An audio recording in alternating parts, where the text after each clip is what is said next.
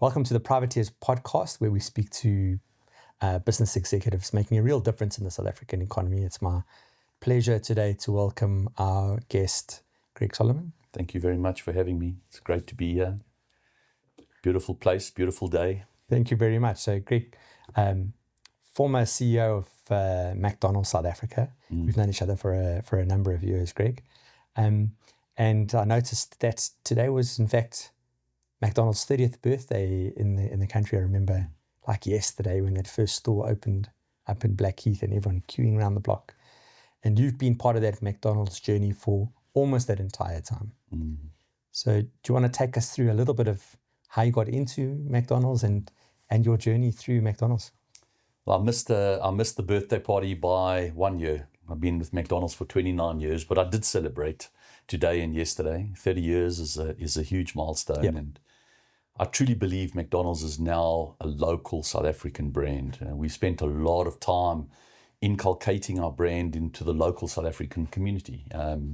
And they've praised us with their loyalty. Yep. And now we serve 9 million odd customers a month, 15,000 employees. We're in all the provinces. It's just an unbelievable brand to have been part of. And I sort of hand it over now to the new leadership, Max Oliver. He's got an incredible executive team now. And I have no doubt they can double it yet again. But I guess my journey 29 years ago started, I was on a road between Vanderbijl Park and Johannesburg.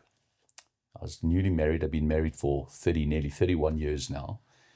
And I spent a couple of nights away from home, and I got a phone call from my wife and Lisa, and she said to me, "Babe, there's an advert in the Sunday Times for McDonald's." I said, "McDonald's? I can't work for McDonald's. I'm building this massive road and all these bridges," because I trained as a structural civil engineer in my short pants and my big socks, and off we went. And I think the reality for her more was like, we're a young married couple, and I haven't seen you for the last seven nights. So you're building this road, but can we have some sort of normality in our lives?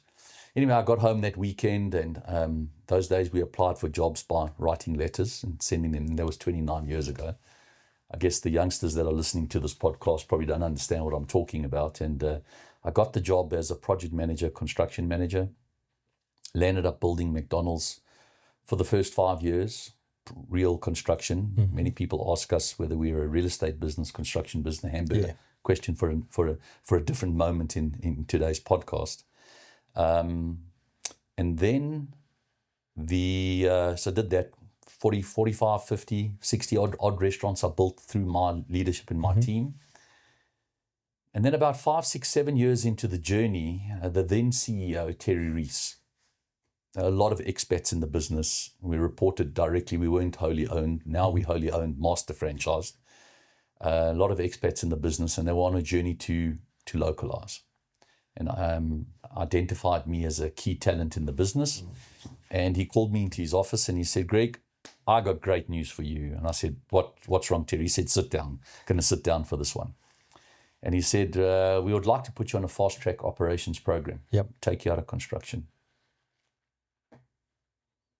So that's interesting. I thought maybe I'd get something else, move into construction, into the worldwide team, yes, or whatever. Anyway, I was young and ambitious and maybe a little cocky, and I said no. I said I didn't study 5 years of engineering to be a hamburger guy. He said, "Okay." That sounds like a typical Greek answer. Typical. Anyway, so I said no, and I walked away, went back to my rock and my pillar again, my wife, and we debated it many times. And I think it was just one of the biggest regrets that I sort of made. So went packing the next day, back into his office, knocked on the door. I said, "Terry, I think I made a mistake. I think I'll take that job." It was like 24 hours after I made the decision. He says, "It's no longer available." Oh. He said, "I want somebody who feels it in his heart." Who wanted it, had the passion from the beginning. Yeah.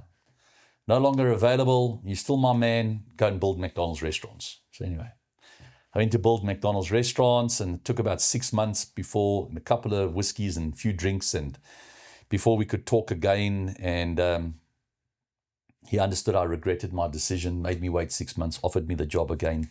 I was in like a flint, sent me to Auckland Park McDonald's for 1 year, from sweeping the floors to cooking French fries to making Big Macs, 15 grams of lettuce, understanding where the onion is, understand how to toast the bun, 17 seconds, 108 seconds. I mean, you got to know the system backwards. Because in McDonald's, everything's about a second and everything's about $1 or R1. So we make R1 million by making R1 million, R1 at a time. That's how this business works. Cut a long story short, became ops manager, area manager, managed to get into executive director, COO, in the last 14 years as CEO. So it's been an incredible journey. Not many people can say over 29 years, you've probably had 14 different careers in the same brand. Yeah. That's what big brands like that do. That's amazing. I mean, Greg, under your tenure, under your leadership, I was reading that the number of restaurants more than doubled over that period. I think I took over, but again, it's not so much about me and fancy and I took over when we were about 75 restaurants. I now handed over the reins. We were about 405, 410 odd restaurants, and Incredible. This year's still not finished, and just handed over a few months ago, and I'm sure we'll be way into the mid 400s, 500 to come, 600 to come. I think it's in a good place, and very, very proud of where we are. I still remain on the board of McDonald's for a short while. I think that type of transition is important, that level of knowledge, that 25 years of level of knowledge. We can't do a handover straight away. So as soon as Max is comfortable with that, we've managed to get everything out of my heart and my mind, and everything's working fine, then we'll move on to the next chapter. But it's been fantastic. Greg, and as the leader of a brand like McDonald's, very much in the spotlight on a regular basis with media, and you've had to navigate a couple of big challenges from a business perspective over the last few years. The COVID pandemic, the load shedding pandemic that must have had a devastating effect on the business. What did you take out of that as a leader of a business under those immense pressures? I've handled a lot of difficult things in my life. We've handled a lot of legal issues. We've had a lot of financial crises. Those are all difficult things for a CEO to go through, but they're quite small, legal and financial crises compared to a thing like COVID or load shedding or media exposure. More and more now, those are some of your biggest challenges, and we're getting to risks of the business, which is more into cybersecurity and all of those things. So when you look at a risk matrix of a CEO like the CEO of McDonald's, you might think it's financial crisis or legal issues or whatever, or franchise issues. Thank goodness we've got great franchisees. But COVID was huge for us. Absolutely huge. Actually, if I reflect on if the president would have kept us locked down for another 60 days, I think we would have lost McDonald's. Wow. That close. That close. I'm sure, our shareholders are incredible, and our global brand is incredible. And so we wouldn't have lost it completely, but it wasn't an easy business. We serve food and everything closed down. 15,000 employees had to go home. And so we made some fundamental decisions and some important lessons that we've learned from that one. I made some big mistakes, but let's talk about the things that I think I'm proud of.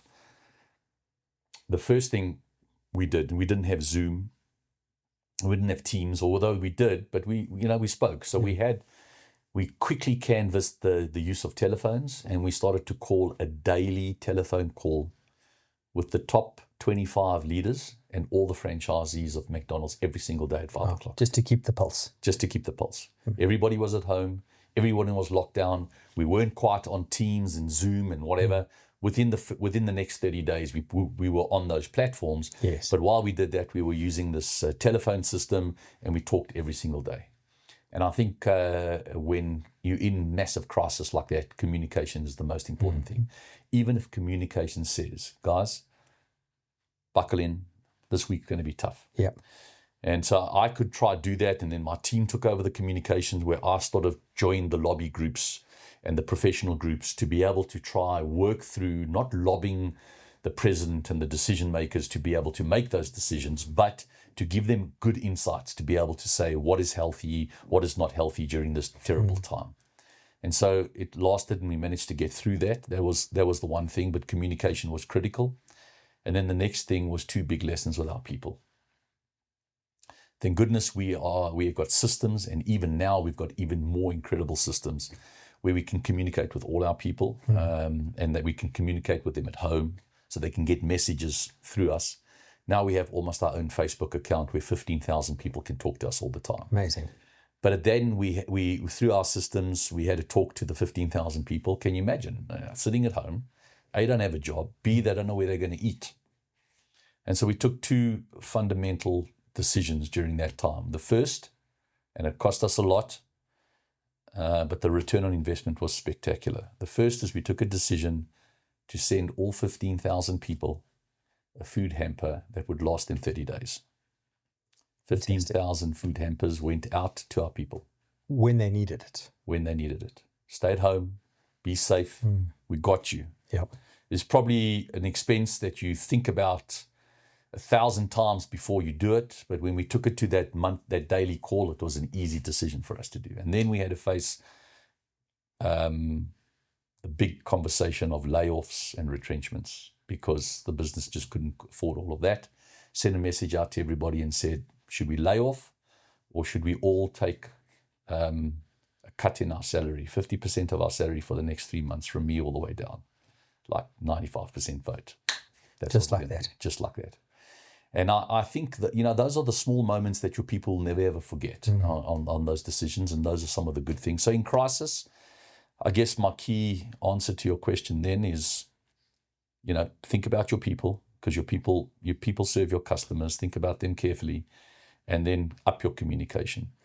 So COVID was terrible, but load shedding was worse, and the riots were even worse. And there's one thing that's just dropped on our door in the last 6 to 12 months that's even worse than that. Yep.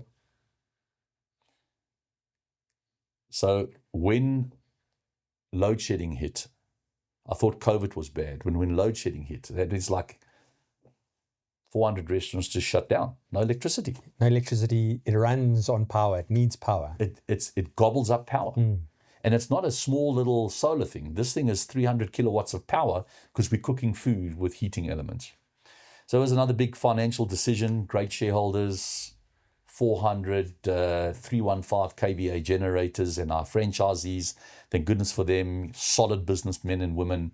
We made that investment. We put diesel generators in. These days, some of the coolest McDonald's are almost off the grid, running with fancy solar systems and things like that. And again, we're part of a worldwide brand, and we're looking at this, grinding it out over here. There's certain things that McDonald's will follow, the global brand, and there's certain things it will lead. There's not many countries that face what we're facing. So we got a great infrastructure now, and we're there for our customers. And I don't want to say bring on load shedding, but I'm sure many other businesses have sourced alternative power, which has helped the country in a certain way. And then the riots were tough for us.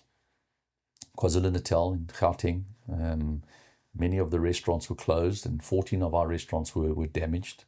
7 of them were burnt to the ground. We can sustain that, but the trauma to our people was immense. I tried to do some investigations to say why were some McDonald's burnt down and some weren't. Yeah. Any lessons from that?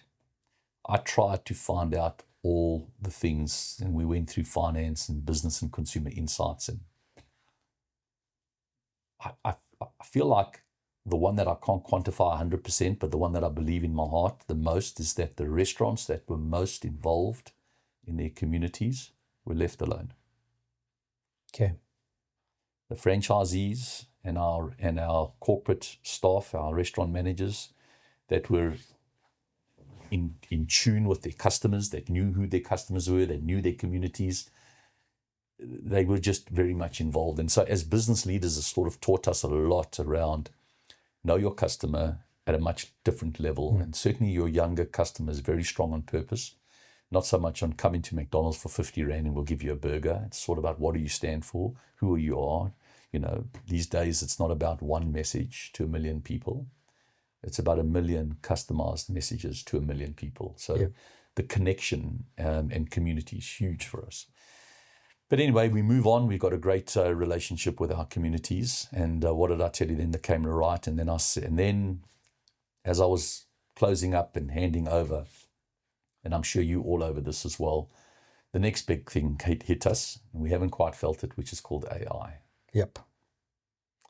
I think we just roll it off quite easily now. I think we glib with the term. We just use it for everything. It's just like so now in my new little role, which maybe we can talk about a little bit later on coaching other CEOs, I'm now exposed to other businesses around the world, specifically in the US as well, not just McDonald's. And McDonald's is all over this, but I'm seeing some progressive businesses in the US that are like, whoa, we are way behind the curve. And this thing's only been with us for 12 months. And we think AI is ChatGPT. And it's not. And I've come to believe that it's bigger than the internet. I've come to believe that it's bigger than cell phones. It's just for me and you and for your listenership to really try understand how big this is and how it's going to change our worlds in certain professions quicker than others. Sure. And this is not AI just taking over people's jobs. This could be just simply AI making a process more simple or making some sort of research a little bit more accurate. And so I truly believe now, this is just a Greg quote, it's not a proven quote or anything, that in the next 24 months, there'll be two types of businesses. There will be an AI business or no business. That's the history of business throughout the generations, is that those that have adopted the technology and those that haven't. Those that haven't aren't around. Well, the cool thing about it is that it's not too late. You can embrace it. You don't have to be all panicky and all fancy, but you just need to know where it can go into our. I mean, you want to use AI to draw these magnificent pieces of artwork and pictures and publicize them, so you don't have to spend hours, creating creative. That's one level of AI. Yeah. I'm just talking about how do you just streamline a process? How do you just analyze how many burgers, how many services were sold yesterday? How do you take 3 or 4 points of reference and create a deeper insight on understanding your customer? So there are businesses that innovate. There are businesses that are pioneers. But I talk about this in the 4 phases of business. I mean, I've been here for 29 years. I've been in McDonald's. I saw us start. I've seen our franchisees start.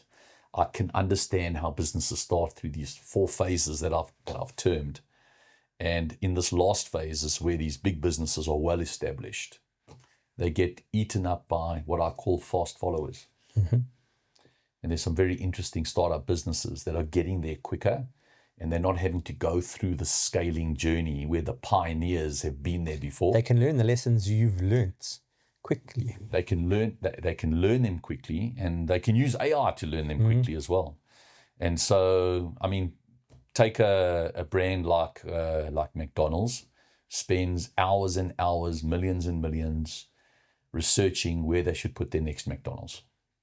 We've pretty much photographed from the tip of Cape Town to the top of Musina, every single rooftop in the country. And we find inspiration and insights on how to find and identify a market. Yep. Well, if we're going to spend millions and millions and millions of rands and huge research to be able to build the next McDonald's, to ensure that when we project its first year revenue, we're within 5% of that projection. Wow. It's pretty. That's a very tight tolerance margin. It's a pretty complicated thing. Well, if you're a fast follower, what do? You invest in that same model, or you just put up your restaurant where a McDonald's is. Okay. So there's different sort of insights, and I'm not saying one's right, and I'm not saying who's cleverer. I mean, the person that spent millions on finding out where to build it, or the person that said we'll just wait for that person to put a building, we'll just copy them. The one made $1 million, and the other one made 950,000. Yeah. For the ROI for the second person is like off the charts better. Greg, one of the things you mentioned earlier, which really rang true, was the communication style of leadership during crisis. Yeah. And the need to communicate on a regular basis and communicate effectively. There's this adage that goes around that says that if communication is ambiguous, it's always perceived in the negative. What did you consciously do? What messages were you trying to consciously communicates to your team during those times of crisis? Is it a, trust me, we've got this, or we're working through this together? What was your motivation when you were communicating to them? So where I tried to source the style of communication here was, I don't have all the ideas. Mm-hmm. I'm speaking to 30 franchisees, businessmen and women of power. Yep. I'm speaking to my top 25. Yep. Call it 30 and 30. When I'm having those conference calls, I've got 60 brilliant minds in that room. Here's a problem. What do you think? Much easier to make a decision when you've got 60 people's opinions. Now the hard part is now you have to make the decision. Got to make a decision. Yeah. So what you want to do is you want to ask, you want to do more listening, and then you want to be decisive. You're not going to make a decision by consensus. Mm-hmm. But what you want to do is you want to listen, ask provocative questions, ask why, ask the best thinking, because you've got 60 people giving you their thought process. Yeah. Hopefully the easy decisions is 50 of them are saying the same thing. Well, that's an easy business decision. Yeah. But I think when leaders have to now be decisive and make big decisions, and they're not taking counsel from the cleverest people. I mean, a big brand or a big business, most of the ideas don't come from the CEO. The CEO hopefully is employing cleverer people, smarter people, people with great ideas. We just need to extract that information, compartmentalize it, get it into the majority, and then make decisive decisions. And when you make those decisive decisions, we need to be authentic and say, we understand that there's 60 of us, and we understand that probably 50 of us were talking about, but to the 10 that didn't, we need to understand the most important decision is that we make one. Yep. That's a big lesson for entrepreneurs, is just make decisions. You can course correct if you've got it wrong, but make the decision and get moving. So making decisions is the one thing. You do want to be decisive. But if we strip ourselves out of that crisis modes, this topic of making decisions is probably one of the most important things for an entrepreneur or leader. The question is, do we take our decisions seriously? So when you make a decision, very similar to what we've just said, how much input are we taking before we take a decision? Yeah. Because sometimes our decisions, like a milli seed, you plant it now, you only harvest it in 12 months' time. So sometimes you take a decision, but you only feel the pain or the joy at that point in time. That's why I'm spending a lot of time with my team, and now with other CEOs that I work with, in really taking our time to make a decision. Doesn't have to be long. Sometimes it can be, but it can't just be impulsive. Because the best decisions will praise us for a long time, and the worst decisions will haunt us forever. Forever. That's fantastic. Actually, I love that quote. That's very good. Yeah. Have you modeled your leadership style on anyone in particular? Do you take, are you an avid reader of books, for business books, in terms of leadership style? There's various different types of leadership style, and you're going to find it's cliched because I'm going to say Madiba, and you're going to say, but everybody talks about Madiba, and Greg, you're just quoting the cool thing. But truly speaking, there's many leadership styles. Yeah. You've got more the introverted leadership style. You've got the passive-aggressive leadership style. You've got a very dominant leadership style, a very decisive leadership style. But as I've read most of Madiba's magic stuff, I've termed him as an influential leader. And for me, I've come down to, if you want to be an influential leader, you need to have two things. You need to have a trust formula, and you need to have a respect formula. Okay.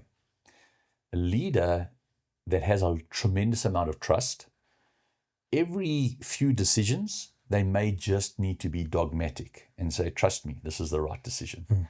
But then you want your team to follow you down that journey. Now, you build trust. I mean, we can talk about this forever on this particular style of leadership, but you build trust by delivering on your promise. He did that very well. Yeah. And it wasn't big promises. It was lots of little promises. And you build respect by teaching somebody something new today. So my view on leadership is trying to be the influential leader as much as I can. Every day waking up, making small promises and delivering on them. A phone call, I'll phone you at 9 o'clock, I'll phone you at 9 o'clock. That's very important. I'll be home at 7, I'll be home at 7. These are the more important promises to keep, Okay. then the promise to your shareholders that you'll deliver a CAGR of 25%. And then teaching somebody something new today. We're privileged that we are in leadership positions where we've been things. We've had teachers in our lives. We've had coaches and mentors in our lives. But every day I strive to give something back to somebody, to teach them. And that's for me what's inspired me over the last 10 years. And I still don't rate myself as an influential leader, but we're striving to do that more and more often. I agree. I think that kind of leads quite neatly into what you're doing post your McDonald's journey. I've seen a lot of your posts on LinkedIn recently. I read through them about the life of looking at life through the eyes of a 50-year-old. Learn through the mistakes that I've made, and I've noticed a distinct change in your communication. And you want to talk us through that part of what you're doing at the moment? Is that this influential leadership that you're speaking about? Well, it's not really my career to make posts. It's just joy. It's just what's in my heart and in my mind to communicate. It's not for a listenership. It's not for a number of clicks. It's not for that. But I feel like I've been on a journey, and I'm in my 50s now. And I was having a chat with my son, who's 26, and we talk a lot. We talk every day. I'm privileged to have that beautiful relationship. And those conversations with your adult children change over time. And like with my daughter, versus Dad, I'm going to school, now to Dad, give me advice. Yep. What would you do? And so our people are following in our footsteps. And I've got lots of lessons and lots of mistakes that I've made, both from a business perspective, from a health perspective, from a relationship with my family and my wife perspective. And I think those are cool stories to tell. And, let people, maybe it's not only youth, but maybe it's people just listening to where I've been, where I've fallen down, where I've taken the most joy. And those are the stories that I want to tell. And I've got many. I've already got my 20 stories that I still want to tell, but I have to be disciplined. I can't tell my stories all the time. So they've been pretty cool. The last few posts I've posted out on my views on how businesses scale, to my 31-year relationship with my wife, to how I keep fit and why that's important, to the concept of longevity. It's not just necessarily about business. The latest one I just did now was about education. And I believe in the 3 E's: education, exposure, and experience. Yep. And before I joined CEO Coaching International, which I'll tell you about in 1 minute, I did a lot of coaching of young men, specifically young men. I feel, I hope it's not too hard, guys. Forgive me on this one, but I feel like the young guys between sort of that 15 to 25-year-old age group are taking a lot of strain. And I'm not saying we shouldn't be spending a lot of time with the young girls and the young women of the world. They've been marginalized, there's no doubt, and we've got programs around this. But as we equalize or attempt to equalize, I feel like those young guys are lost a little bit. So I spent a lot of time coaching these young guys, which led me into this profession where I am now, which is coaching CEOs. So these little messages that I'm sending out are all in the spirit of sharing. Yeah. My formula of influential leader, delivering on my promise and teaching somebody something new today. I find inspiration in the teaching part in these little quotes that I'm giving. Those messages that you post, they come across as exceptionally authentic. They're real experiences, and you can feel it in the language, and that will definitely resonate with an audience. Yeah. Again, there's no like design that I've tried to make a story. I just feel that if you tell like-minded experiences versus talk about theory, then that's the best learning that you can have. So we all should try our best to go and get an education, and then we should try our best to be exposed to other people that have shared those journeys, and then we need to get experience. I mean, you can't just sit in front of CNN and do an interview without experience. Your first one's hard. Your 10th one is okay. You know, I mean, you've done hundreds of these podcasts. Your first one must have been quite interesting. Pick an easy character. Pick interesting characters to speak to. But beyond LinkedIn, I'm not a permanent LinkedIn poster. That's just a little hobby. But beyond LinkedIn is about 6 months ago, I started my onboarding with a company called CEO Coaching International. Now, there's different types of coaching and there's different types of counseling, and not every single coaching is for every single person. But what drew me to this business, they're American, based out of Miami. What drew me to this business is I'm an operator. I run and scale businesses. That's what I do. I think if you had to say You've got a track record that shows that. No one's going to be able to take that away. Well, thank you for that. But I'm not the guy that's, if you challenge me to say, go and invent the next a beautiful grass-fed burger, I'm probably not that creative guy. But I could take a creative concept and go from 10 to 100. That's what I know what to do. So this business focuses on hardcore. There's soft elements of it because talent and people and culture are all very important pieces in running a business. But this is a hardcore coaching element that scales businesses. We don't take on clients that can't 2x your top line or 2x your bottom line. We're there to really have a look at businesses. So I'm doing some work, spend quite a bit of time in the US now. Got most of my clients in the US, just got 1 or 2 clients here in South Africa, trying to get it out there. US CEOs, is quite a trend for them to have to have coaches.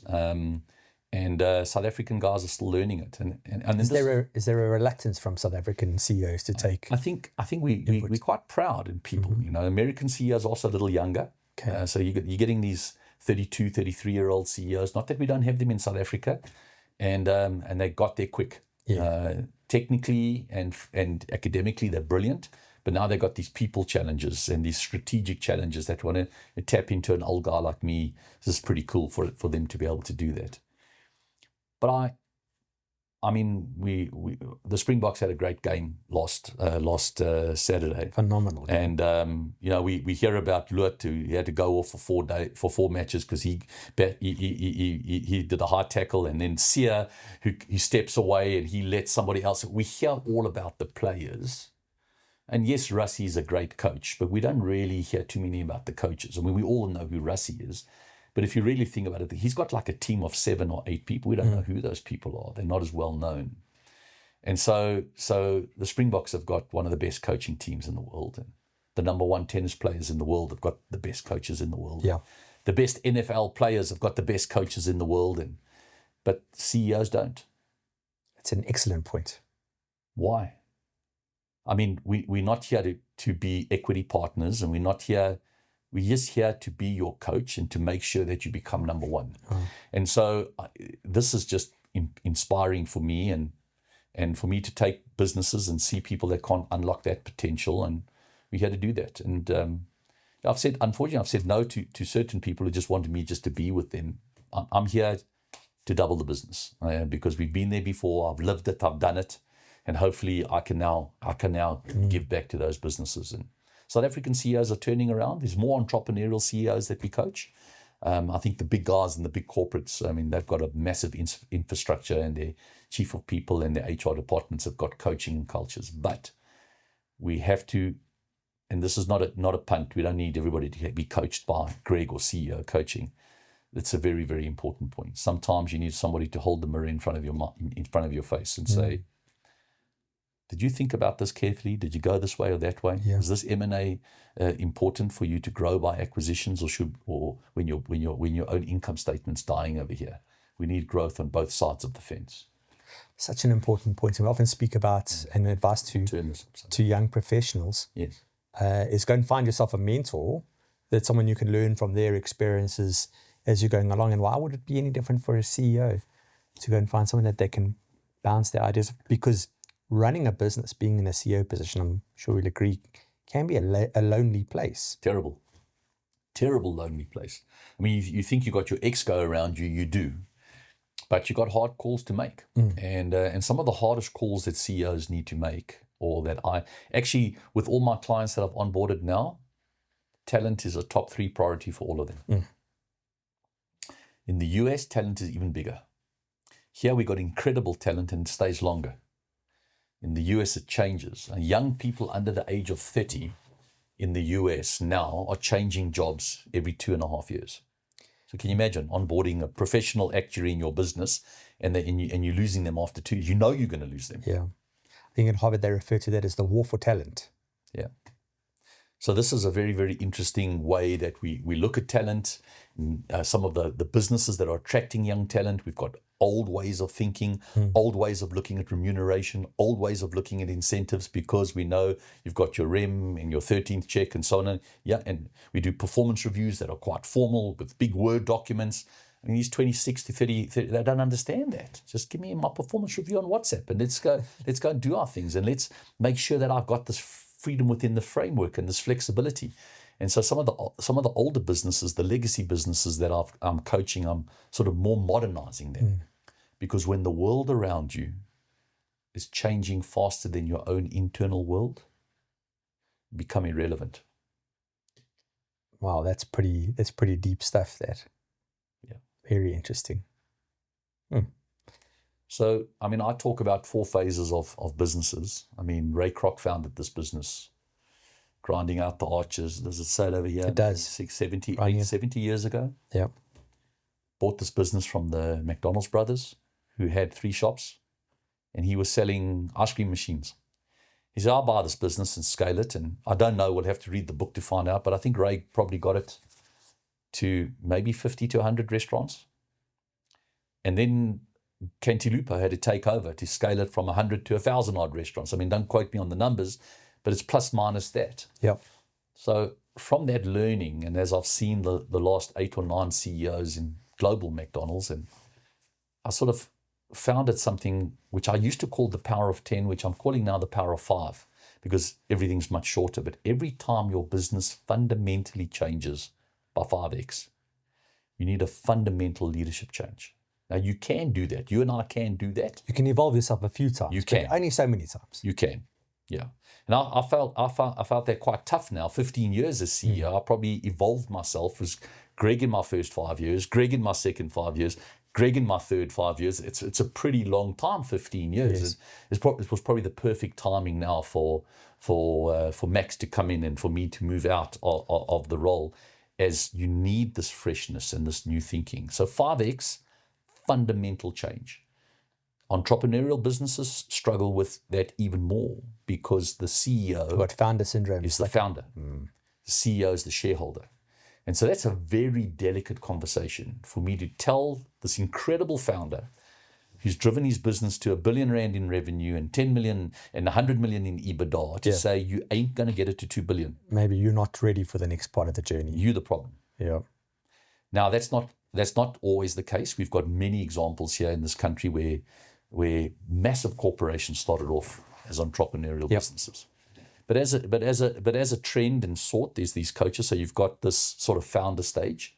Then you've got second stage, which is called duplication stage. Then you've got third stage, which is scaling stage. And then the last one is like a maturing stage. It's like where McDonald's is right now. Okay, that's the hardest stage, that maturing stage. Because you're this big business here, and you've got all these younger, lighter businesses trying to snap at your heels. Fast followers. Stage 2 and stage 4 are the hardest stages. Stage 1, entrepreneurial, I'm the founder stage. Stage 3, I'm scaling. But in order to scale, you needed to take from the entrepreneur's heart and mind, and you needed to get it into a duplication phase. I don't need the entrepreneur to be there. I need processes, I need governance, I need talent to take what that vision was and put it into some sort of menu and formula that it can duplicate by itself. That's a hard phase. Easier said than done. Easier said than done. Different leader.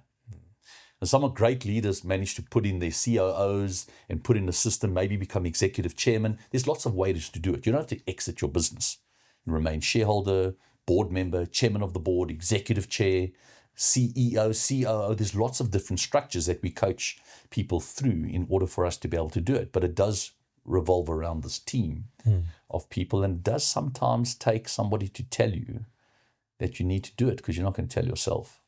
Probably won't even see it. So then you've got this formula that duplicates. You've got it from 1. Let's take a McDonald's restaurant and you can get it to 10. Oh, it works with 10. That's pretty cool. Put more sort of operating systems in place. You can get it to 100. That's pretty good. You've got some nice talent. Now this thing's just making itself. And then you can go through this fast scale. Once you get through that scale, then you get into this maturing phase. And that maturing phase is like, wow, it's huge now. Now for me to change and put avocado on all my burgers across 14,000 restaurants, not so easy now. No. Why? Not enough avos. So as an example, So now it becomes really, really tough. Until Bob's Burger comes up with only 10, he can put avo on his burgers. So there goes the avo burger.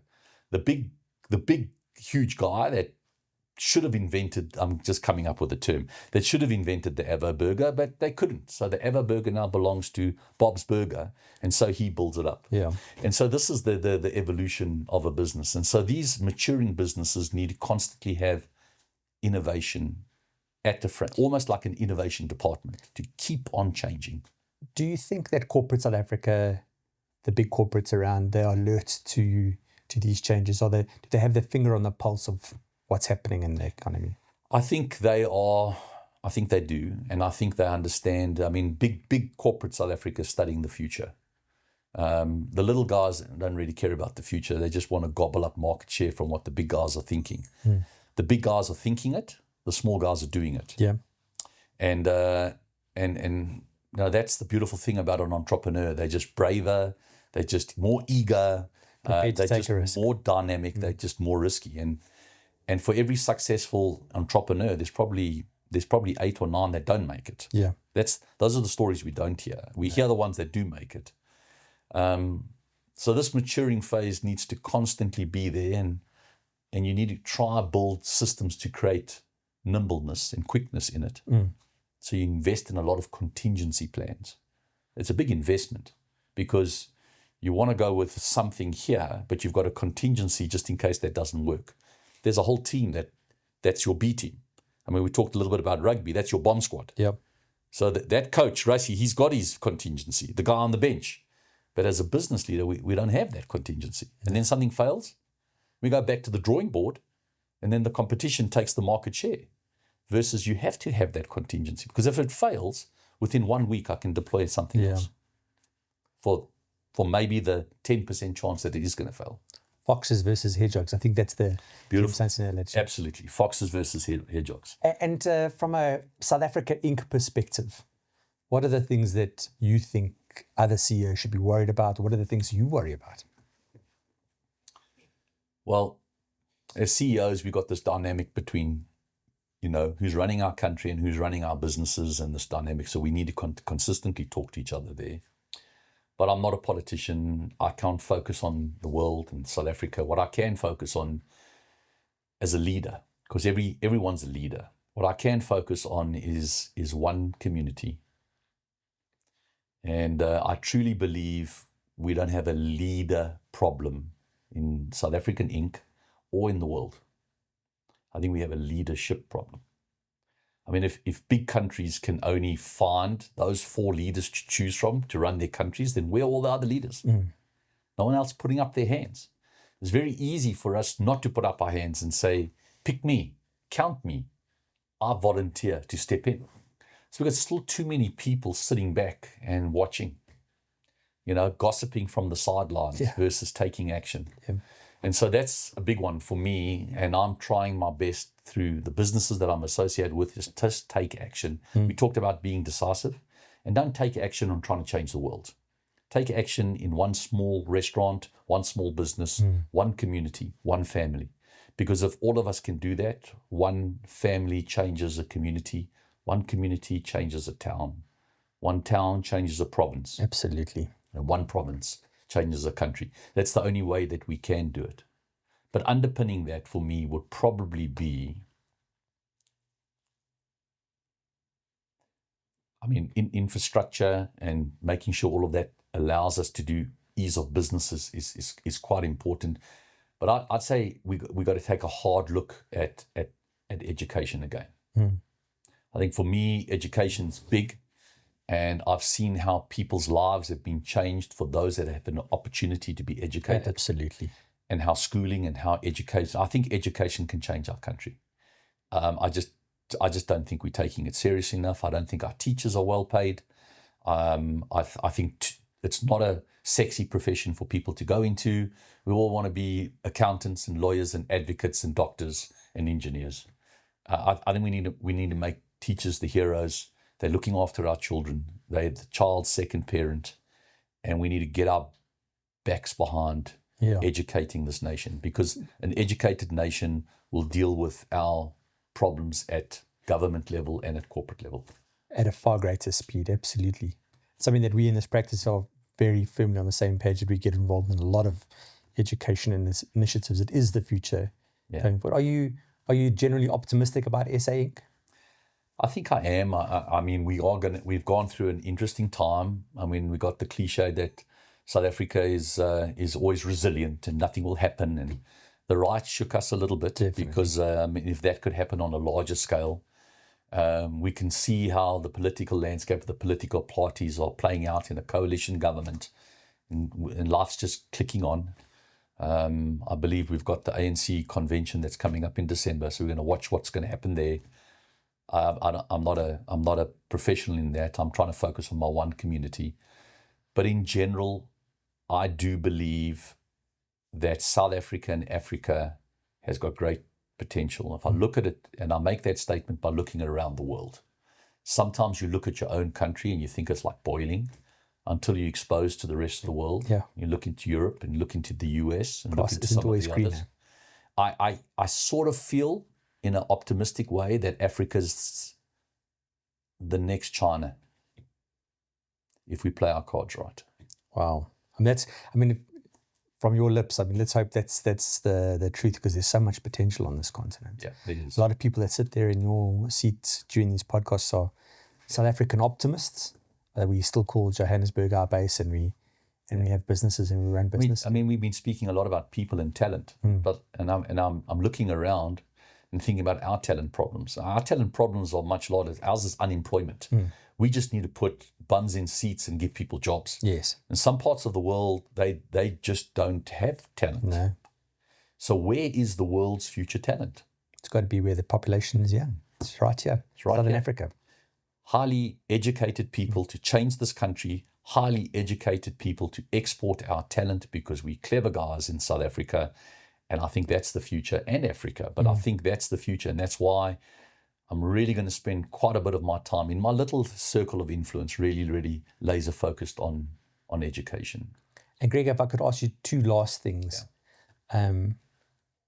For the youngster that might be watching you speak here, what is your message to that person?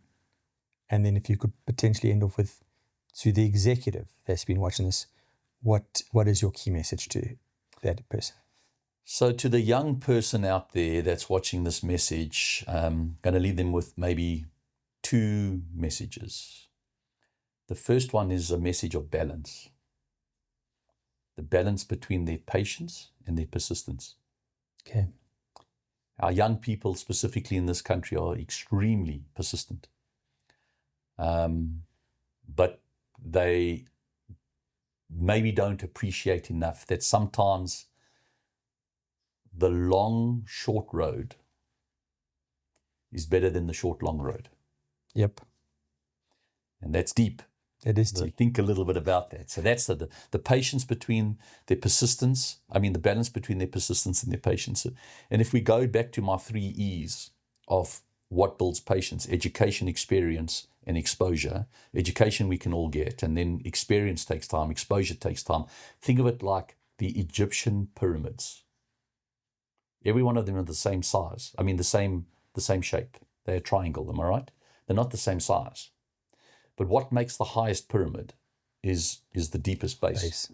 So base, because the angle's always about 45 to 48 degrees. There's some engineering around why it's 45 to 48. Discussion for another day. So build your base to the youngsters.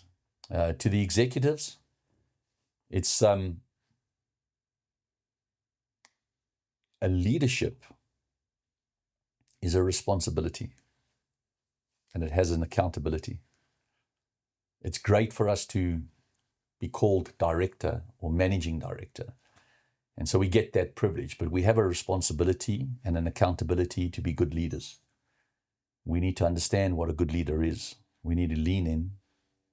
We need to make change, and we need to build leaders that needs to come from us. I just think that those leaders out there that are listening today is really look in the mirror and ask yourself, trust and respect. It's not about what I vote people on their ratings of how much I trust them or respect them. It's about what my people would rate me on how much I trust, and or how much people trust me and how much people respect me. Deliver on your promise and train somebody something new today. Greg, that's a phenomenal way for us to end this podcast. So we could be talking forever. You've had so many amazing lessons out of today. I've really enjoyed this conversation. And thanks for joining us on the Privateers podcast. It's been unbelievable. Thank you for allowing me to share my story and continue what you're doing, because you're being a leader and you're leading in. Thank you very much, Greg. Thank you.